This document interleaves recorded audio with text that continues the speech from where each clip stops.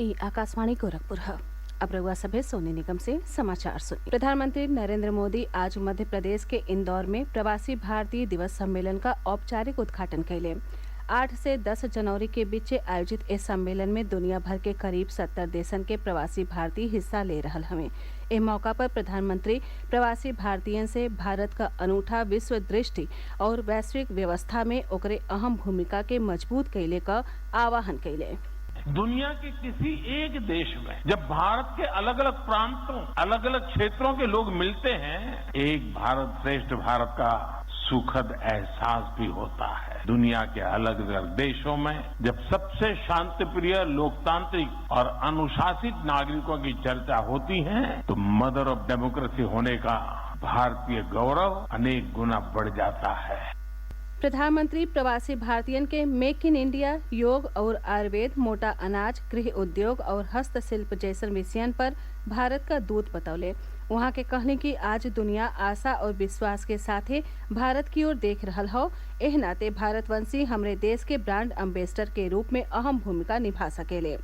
प्रवासी भारतीय दिवस सम्मेलन बिहने संपन्न हुई। राष्ट्रपति द्रौपदी मुर्मू समापन सत्र का अध्यक्षता करी हैं और प्रवासी भारतीय सम्मान दी हैं।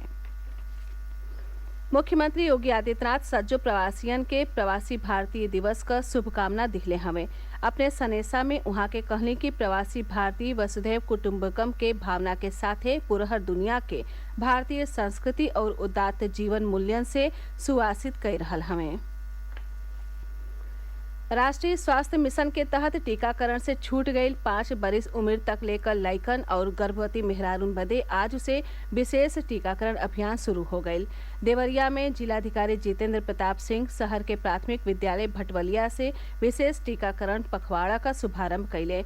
वहाँ के कहने की लइकन के जानलेवा बीमारियों से बचावे में नियमित टीकाकरण बहुते प्रभावी हवे। मुख्य चिकित्सा अधिकारी डॉक्टर राजेश झा बतौले कि विशेष टीकाकरण अभियान के तहत जिला में टीकाकरण से छूट गए 30,000 से बेसी लइकन के टीका लगावल जाई। बनारस में मुख्य चिकित्साधिकारी संदीप चौधरी विशेष टीकाकरण अभियान का शुभारंभ कैले। संवाददाता लोगिन के संबोधित करत वहाँ के कहले कि खसरा, रुबेला के लेके और यो जानलेवा बीमारियन से लइकन के बचावे खातिर आज से विशेष टीकाकरण अभियान शुरू भइल हवे। वहाँ के कहले कि जिला के 100% लइकन का टीकाकरण कैल जाई। श्री चौधरी कहले कि जिला के सज्जो प्राथमिक और सामुदायिक स्वास्थ्य केंद्रन में पुरहर मात्रा में टीका उपलब्ध करा दिहल गयल हो। वहाँ के लोगिन से 5 बरिस से कम उम्र के लइकन के सज्जो टीका लगवावले का अपील कैले हमें। विशेष टीकाकरण पखवाड़ा में गोरखपुर जिला में टीकाकरण से छूट गए 52,000 से बेसी लइकन के टीका लगवावल जाई। प्रदेश में गलन वाली ठंडी पड़त बा। गोरखपुर, बनारस, संत कबीर नगर, बलरामपुर, गोंडा के लेके सज्जो पूर्वांचल में अजुओ लोगिन के शीतलहरी से राहत नहीं मिलल। कई गो जिलन में तापमान लगातार रिकॉर्ड निचले स्तर के छू रहल है। ब्यौरा हमारे संवाददाता से। घने कोहरे और शीतलहर से राज्य में जनजीवन बुरी तरह प्रभावित है। तराई और पश्चिमी उत्तर प्रदेश के कई इलाकों में पारा 3 डिग्री सेल्सियस तक नीचे गिर गया है। खराब मौसम और कम दृश्यता की वजह से रेल और हवाई सेवाएं प्रभावित हुई हैं। घने कोहरे की वजह से सड़क हादसे भी लगातार हो रहे हैं। परसों जहां कासगंज में वाहनों की सीधी भिड़ंत में 4 लोगों की मौत हो गई, वहीं कल फर्रुखाबाद में ऐसे ही एक हादसे में 2 लोगों की जान चली गई।